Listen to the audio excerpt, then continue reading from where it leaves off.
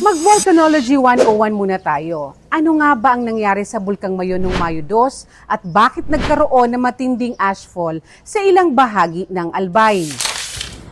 Makapal na abo ang bumalot sa mga lugar gaya ng Kamalig at Ginubatan na nagdala ng pag-aalala lalo na sa mga kapamilya ng mga Bicolano na nasa malalayong lugar. Ayon sa FIVOX, kakaiba ang nangyari nitong Mayo 2. Nagkaroon ng lava flow collapse na sinabayan ng strombolian activity at sunod-sunod na pyroclastic density current o uson. Simulan muna natin sa basics. Ano ang lava flow?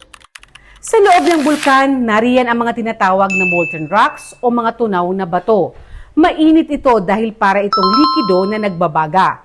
Ito ang tinatawag na magma. Ngayon, kapag ang magma na ito ay lumabas na sa bunganga ng bulkan, ang tawag na dito ay lava. At kapag dumaloy na ito pababa sa dalisdis ng bulkan, ito na ang tinatawag na lava flow. Isipin mo ito na parang mainit na putik o syrup. Sobrang init na umaabot ng higit 1,000 degrees Celsius. Habang umaagos ito, unti-unti itong tumitigas at nag-iiwan ng makapal na deposito ng bato.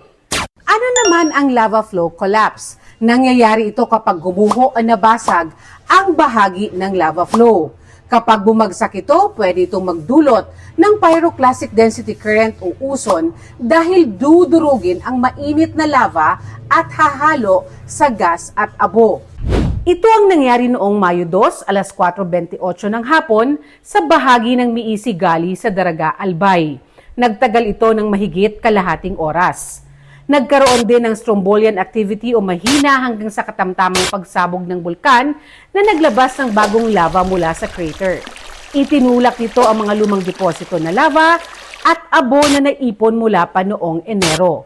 Ano naman ang pyroclastic density current o uson? Ito ay mainit na pinaghalo ng abo, bato, gas at volcanic materials na rumaragasa pababa ng bulkan. Napakabilis ito na pwedeng umabot ng daang-daang kilometro kada oras. Napakainit rin ito na kayang sunugin o ibaon ang anuman na madadaanan. Ayon sa FIVOX, ang nangyari nitong Mayo 2 ay ang pinakamalaking naitalang uson ngayong taon. Bakit ito naging sanhi ng matinding ashfall? Ayon sa Mayon Volcano Observatory, ang lava na gumuho ay hindi pa degassed. Ibig sabihin, marami pa ito nakakulong na volcanic gases. Nang mag-collapse ito, biglang kumawala ang gas, kasama ang abo at iba pang pyroclastic materials. Bumuo ito ng malalaking ash plume o ulap ng abo. Ito ang dahilan kung bakit napakalawak ng ashfall na nararasan sa 3rd District ng Albay. Gaano kadelikado ang ashfall sa kalusugan? Ayon sa FIVOX, ang ashfall ng Mayon ay microcrystalline glass. Ibig sabihin, hindi nakikita. Pinong-pino ito, kaya kapag nalanghap ng tao, makakasira ito sa buong respiratory system. Masakit din ito sa mata. Paliwanag ng FIVOX, ang ashfall ay hindi lang ordinaryong abo. Pinaghalo ito mga pinong piraso ng bato, volcanic glass, crystals o minerals. Minsan may kasamang mga materyales na kasing pino ng buhangin at maliliit na bato. Bukod sa ashfall, maraming volcanic gases rin na ibinuga ang Bulkang Mayon nitong Mayo 2. Paliwanag ng FIVOX, marami itong components tulad ng sulfur dioxide, carbon dioxide, water vapor or H2O at hydrogen sulfide na lubhang delikado sa kalusugan ng tao kapag nalanghap rin. Tanong ng marami, mauulit pa ba ito? Sagot ng mga eksperto, posible. Habang nakataas ang Alert Level 3 sa Bulkang Mayon, mayroong ongoing magma movement.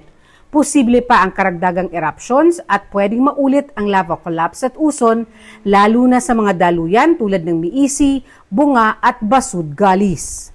Kaya paalala sa lahat, mahalaga ang pagsunod sa 6 km permanent danger zone at sa iba pang abiso ng FIVOX.